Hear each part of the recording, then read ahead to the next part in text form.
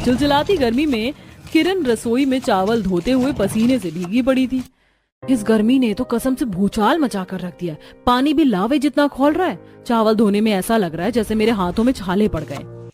सच में इस गर्मी के मौसम ने तो सुकून छीन रखा है। सवेरा चढ़ता नहीं कि सूरज देवता आग उगलने लगते हैं। गर्मी से रात में नींद नहीं पड़ती और सवेरे रसोई में खाना पीना बनाने में लगना पड़ता है।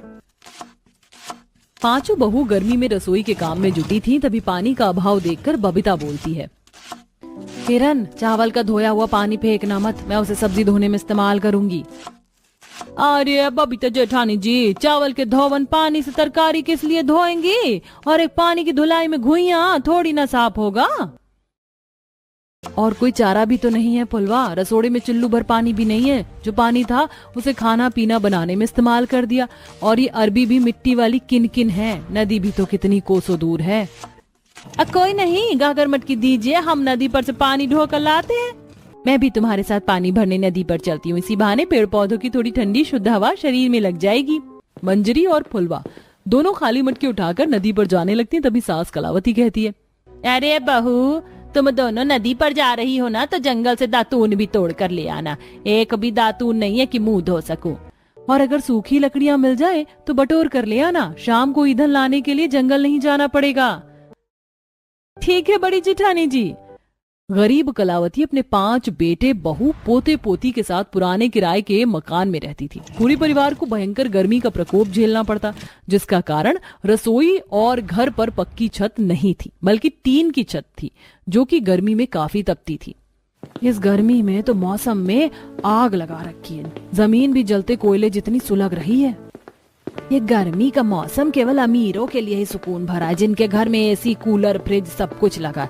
सोने के लिए ठंडी ठंडी हवा और पीने के लिए ठंडा ठंडा पानी मौजूद है।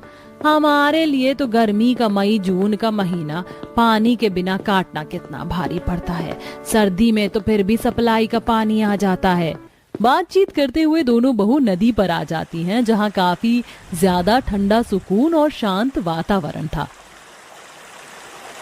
इतनी कड़ी गर्मी में भी नदी का पानी कल-कल बह रहा है। चलो एक एक डुबकी मार लेते हैं। इतनी दूर चिलचिलाती गर्मी में चलकर आने से पूरा शरीर पसीने चिप चिप कर रहा है।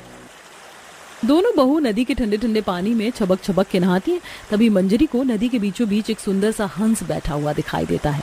ये फुलवा, लोग तो बोलते हैं कि नदी के बीच वाले भाग में पानी बहुत गहरा है, फिर वो हंस नदी के बीचों बीच कैसे बैठा है? मंजरी, पंछी परिंदे को धरती जमीन की जरूरत थोड़ी पड़ती है, वो कहीं भी उड़ फिर कर बैठ जाते हैं। चलो जल्दी इस मटका भर लेते हैं, फिर दातून लकड़ी लेकर भी घर चलना है।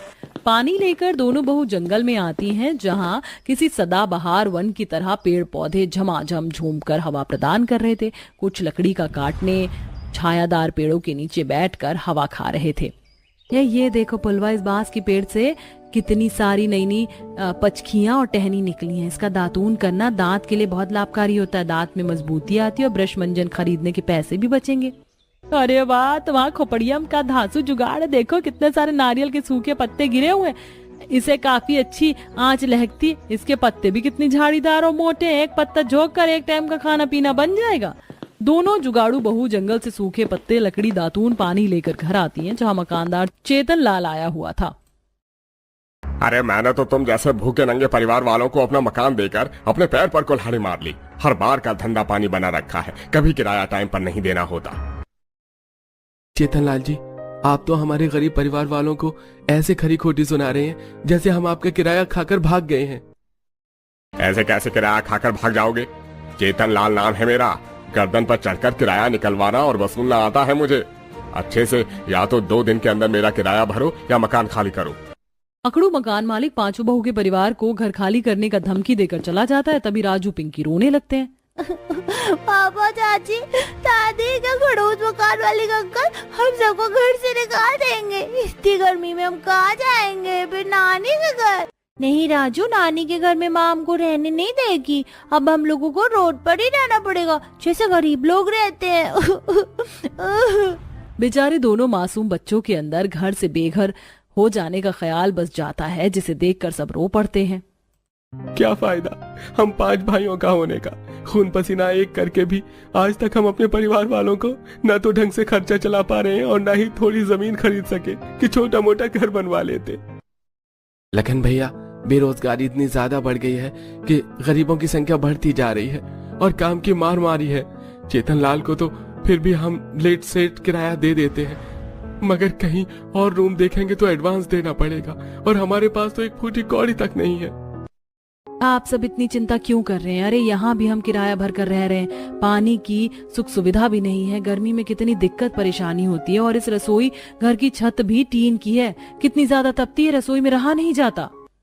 हम भाई कितनी गर्मी में लकड़ी के गट्ठर काट कर बाजार में बेचने जाते हैं, लेकिन अब लोगों ने अपने घर में गैस चूल्हा लगवा लिया, इसलिए कोई लकड़ी खरीदता नहीं। सब लोग भीषण गर्मी में रूखा सूखा खाकर सो जाते हैं। अगले दिन पांचों बहू नदी पर आती हैं, जहाँ कुछ धोबी भांस की झोपड़ी के आकार के नाव में धुले हुए कपड़े लेकर पार जा रहे थे।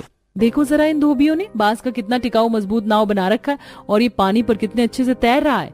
अच्छी बात तो ये बबीता कि नाव के अंदर छांव है, क्यों ना हम भी पानी पर घर बना कर रहें। ललिता का विचार किरण को अच्छा लगता है। सचमुच जब इस नदी किनारे इतनी ठंडक है तो इस तैरते पानी पर कितनी ठंडक होगी। तभी तो पंछी घोंसले छोड़कर पानी पर बैठते हैं दिन भर। तभी एकदम से नदी में तेज लहर उठती है और अब उन्हें नदी के बीच में साफ साफ जमीन दिखती है।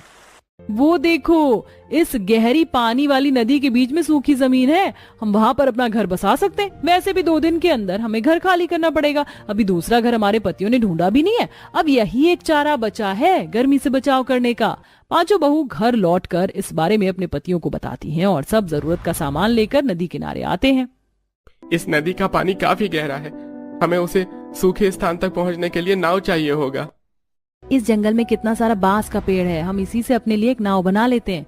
अब पांचों भाई बांस काट कर लाकर देते हैं, वहीं जुगाड़ू बहुएं लकड़ियों को रस्सी से जोड़कर कुछ घंटों में बांस की नाव बनाकर पानी पर नाव खेव कर जमीन तक पहुंचती हैं, जहां चारों तरफ गहरा पानी ही पानी था और गहराई में काफी सारी मछलियां तैर रहे थे। देखो सब लोग, इस पानी के अंदर तो कितनी सारी मछलियां हैं और इस तैरती पानी वाली जमीन पर कितनी राहत है। अब हम यहीं पर अपना बांस का घर बसाएंगे, क्योंकि बांस हल्का होता है, वो पानी में डूबेगा नहीं। आप पांचों भाई हमारे लिए इस पानी पर ही रसोई भी बना दीजिएगा। अब पांचों भाई जंगल से काफी मात्रा में मोटे मोटे बांस की लकड़ी लाकर तैरती नदी पर घर रसोई बनाते हैं। वहीं बहू ये नदी किनारे उगी ऊंची ऊंची घास को उखाड़कर उनसे छत का निर्माण करती है। 2 दिनों के संघर्ष के बाद उनका पानी वाला रसोई और घर तैयार हो जाता है। ये बल्ले बल्ले, अब हम लोग इस तैरते पानी वाले घर में मीठी मीठी नींद सोएंगे और मम्मी चाची हमको अच्छा अच्छा खाना बनाकर खिलाएंगे। पांचों बहुएं पानी पर तैरती बांस वाली जुगाड़ रसोई में बड़े आराम से ठंडी ठंडी हवा खाते हुए खाना पीना बनाकर सबको खिलाती हैं और जीविका उपार्जन के लिए जंगल से ही घास की झाड़ू चटाई हाथ पंखा कालीन बनाकर बाजार में बेचती हैं, जिससे उनके घर का खर्चा आसानी से निकल जाता है। अमीर अन्नपूर्णा आरती की थाली लिए खड़ी गरीब पार्वती को सुनाकर पड़ोसिनों से, पता है कांता बहन, लाखों में एक बहू चुनकर लाई हूँ मैं, 5 स्टार होटल में बड़ी शेफ है मेरी बहू। तब तो तुम्हारे दोनों हाथों में लड्डू है अन्नपूर्णा बहन। मैं तो अपनी बहू से तरह तरह का होटल स्टाइल वाला खाना बनाकर खाऊंगी, बाकी देखना तुम कुछ के घर में बहू आने के बाद भी रसोई में रोज ही दाल रोटी ही पकेगी। अरे मैं तुमसे हैसियत में कम थोड़े हूँ, जेठानी मेरी रसोई में शुद्ध घी में खाना पकता है, खुशबू सूंघ लिया करो। मैंने तुम्हारा नाम नहीं लिया कादम्बरी, तो किच किच मत करो। दोनों झगड़ जाती हैं, जबकि पार्वती शांति से बहू का स्वागत करने के लिए खड़ी थी। वैसे तो तीनों सगी देवरानी जेठानी थी, मगर मेल मिलाप नहीं था। कादम्बरी अन्नपूर्णा ने चाल पट्टी से बंटवारे में ज्यादा जमीन अपने नाम करके घर पक्के करवा लिए, जबकि पार्वती की आर्थिक जड़ कमजोर रह गई। कुछ देर में तीनों की बहू आ जाती हैं और स्वागत करवाती हैं। सदा खुश रहो कथा बहू, हमारे पूर्वजों से मान्यता है कि कलश का चावल जितना बिखरे, बहू अपने साथ अन्न धन की बरकत भर कर लाती है। दाएं पैर से गृह प्रवेश करो। जी माँ। कलश गिराकर कथा गृह प्रवेश करती है, बाकी दोनों भी देखा देखी करती हैं। पायल बहू, कलश को पैर सही से लगाना ताकि चावल पूरे घर में बिखरने चाहिए, ताकि मेरी रसोई भी अन्न पानी से भरी रहे। श्योर सासू माँ। दोनों कलश गिराती हैं, मगर कुछ दाने फैलते हैं। तभी अन्नपूर्णा खींचे मन से, ये क्या निशा बहू, तुझसे गृह प्रवेश की रस्म भी ठीक से नहीं निभी तो फिर रसोई कैसे संभालेगी। मम्मी जी, इन रिवाजों से कुछ नहीं होता। आपकी शेफ बहू असली दम कल रसोई में दिखाएगी। बस बहू, कुछ ऐसा बढ़िया बनाना की खुशबू से ही ये दोनों जलकर खाक हो जाएं और इनको मालूम चलता है कि मेरी बहू के खाने से किसी का मुकाबला नहीं। इसी प्रकार अगला दिन शुरू होता है। कथा किरण फूटने से पहले उठकर सफाई करके चूल्हा लीपकर भोजन पकाना शुरू करती है। हे देवी अन्नपूर्णा, आज मेरी पहली रसोई है। मैं आपको न्योता देती हूँ और विनती करती हूँ मैं जो भी बनाऊँ स्वादिष्ट बने। कुछ देर में कथा सब कुछ तैयार कर लेती है, जहाँ कादम्बरी छत पर व्यायाम कर रही होती है। सुबह की ताजी हवा शरीर में लगती है तो मन प्रसन्न हो जाता है। बेड़ा गर्क हो ये, किसके आंगन से इतनी तेज धुआं उठ रहा है। कादम्बरी छत से पार्वती के आंगन में झांकती है और खाना बनाते देख लेती है। इस पार्वती की गरीब बहू ने तो बाजी मार ली, मगर मेरे घर की रसोई में हलचल नहीं है। मतलब बहू की नींद नहीं खुली। कादम्बरी बहू के कमरे में आके, पायल बहू, तुझे कोई होश खबर है कि नहीं? आज तेरी पहली रसोई और तू पैर पसार के सोई है। उठ गई मम्मी जी। कुछ देर में दोनों बहुएं रसोई में उपस्थित होती हैं। तभी अन्नपूर्णा निशा से, निशा बहू, दराज के अंदर सारे मसाले तेल मौजूद हैं। ये जूसर, मिक्सर, हॉकिंस का कुकर और बाकी खाना बनाने के लिए सारे उपकरण मौजूद हैं। मुझे तीखे मीठे पकवान बड़े पसंद है, तो वही बना लो। मम्मी जी, पहली रसोई मेरी है तो डिश मुझे डिसाइड करने दीजिए और मैं सबके लिए पनीर चीज पिज्जा बनाऊंगी। अच्छा तो तुम पिज्जा बना लो बहू, तला भुना पकवान तो सब बनाते हैं। जहाँ दोनों की बहुएं रसोई में काफी समय लेती हैं, वहीं कथा परिवार को परोस कर खिला रही थी। माँ जी, बाबूजी, और पूरी डालूं? अरे नहीं कथा बहू, इतनी नरम कचौरी बनाई थी तुमने कि मैं भूख से फिजूल खा गया। भाभी, मुझको थोड़ा और आलू दम डालना। भाभी, थोड़ी सी और खीर दे दो अगर हो तो। नीतू, तुम इतना हिचकिचाकर क्यों मांग रही हो? ये लो। अरे बहू, तू सारा खाना ननद देवर की थाली में डाल देगी तो खुद क्या खाएगी? अपने खातिर भी बचा ले। तूने अनाज के अभाव में भी रसोई में इतना सब बनाकर खिला दिया। यही तो एक कुशल गृहिणी का गुण है।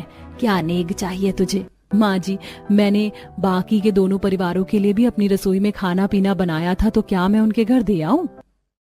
कथा के पूछने पर पार्वती दिल उदास करके कहती है, बहू, हमारा उन परिवारों के साथ कोई बोलचाल नहीं है।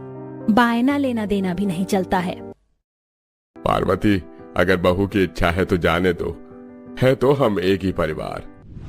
खुशी खुशी कथा अपने रसोई में 2 थाली में खाना लगाकर जाती है, जहां अन्नपूर्णा गुस्से में बहू पर बरसते हुए, थू थू थू थू, रसोई में इतने घंटे खराब करके तूने कच्चा पक्का पिज्जा बनाया है बहू। तो मैं ही खुद ही शरूर चला था शेफ बहू लाने का। तुम खाओ ये खाना, मैं अपने लिए तो रोटी बना लूंगा। कार्तिक, तुम तो टेस्ट करो। मेरा तो देखकर ही पेट भर गया, तुम खा लो। सच में बंदर क्या जाने अदरक का स्वाद। मम्मी जी, आप अपनी रसोई खुद संभालिए। निशा पर्स उठाकर चली जाती है। ताई जी, ये आपके परिवार के लिए पहली रसोई का खाना लाई हूँ। ज्यादा जले पर नमक मत छिड़को। तुम्हारे रसोई से हमारा एक चुटकी नमक का लेना देना भी नहीं। खाना तो दूर की बात है, चली जाओ। अन्नपूर्णा, अपनी बहू के खराब खाने का खुंदक इस पर मत निकालो। धन्यवाद बहू। दोनों बाप बेटे कथा के हाथों का खाने से पेट भरते हैं। वहीं तीसरे परिवार में, इस मटर पनीर में कितना तेज नमक है और रसमलाई में चीनी चीनी का टेस्ट आ रहा है। राशन खराब कर दिया। अनुष्का, खाना इतना बुरा भी नहीं बना जो तुम आग में घी डाल रही हो। सही बात पर मिर्ची लग गई तुझको बहू। इतना घी मसाला तेल सब दिया और तूने वही हाल कर दिया। ऊंची दुकान पी के पकवान। एक परिवार की रसोई संभालना पान पर चूना लगाने जितना आसान नहीं है। ये दोनों सास ननद एकदम टेढ़ी खीर है। मदद किसी ने भी नहीं करवाई और नुस्ख निकालने में सबसे आगे।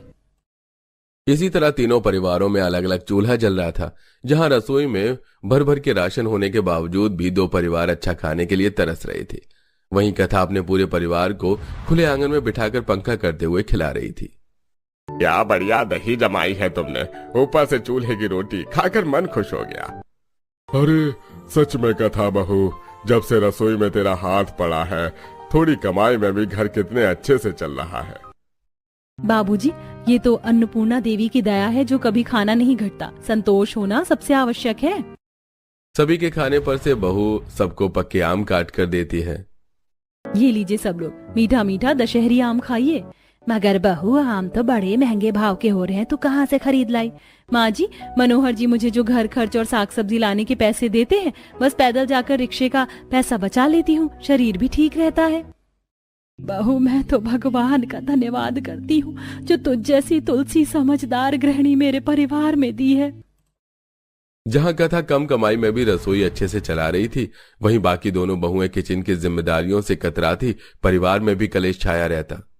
निशा बहू, तू अपनी होटल की नौकरी छोड़ छाड़ कर रसोई संभाल। मम्मी जी, जहाँ मेरे बनाए खाने की वैल्यू नहीं है, मैं किस लिए बनाऊं? हाँ तो मैंने भी तुझे बनाकर खिलाने का ठेका नहीं लिया, अपने खाने का जुगाड़ देख लेना। फाइन मम्मी जी, वैसे भी मैं होटल से खाकर आती हूँ, समझी? भाभी, ना तो आपसे नाश्ता टाइम से तैयार होता है और ना ही रात का डिनर, रोज लेट करती हो। अनुष्का, खाना बनाना कोई खिलवाड़ नहीं है, एक दिन मेरे बदले खुद रसोई संभाल कर देखो, पता चलेगा। पायल बहू, तू क्या इस घर में अचार डालने के लिए रहेगी जो ननद खाना बनाएगी? गुस्से में पायल खाना डालती है, तभी कादम्बरी। देखो जरा कैसे बर्तन मांजते हैं, बर्तनों से चिकनाहट नहीं जाती है, न कभी रात को जूठे बर्तन धोकर सोने की आदत है, रसोई में बरकत तो रही नहीं है। अरे बस भी करो कादम्बरी, तुम भी बेवजह बाल की खाल निकाल रही हो।